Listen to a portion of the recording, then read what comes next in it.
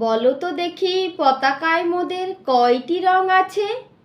শিক্ষক এসে শুধালেন হেসে দ্বিতীয় শ্রেণীর কাছে। একসাথে মিলে সব ছেলে বলে চিৎকার করে জোরে, তিনটি রং রয়েছে জাতীয় পতাকা জুড়ে। শ্রেণীর পিছনে বেঞ্চের কোণে শিশু ছিল এক বসে।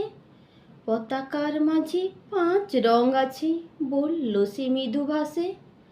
কথা তার শুনে বাকি শিশুগণে হেসে খায় লুটোপুটি।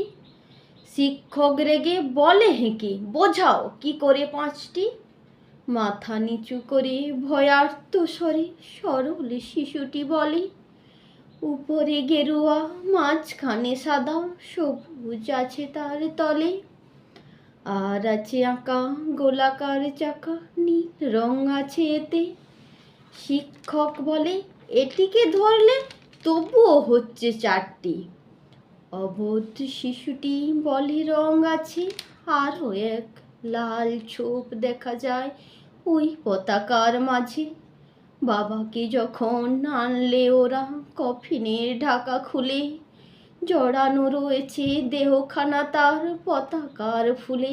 রক্তের দাগে ছিল লাল ছোপ ওই পতাকার মাঝে।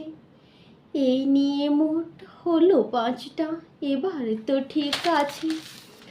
সরল শিশুটির জবাবখানি কাঁপিয়ে দিল বুক।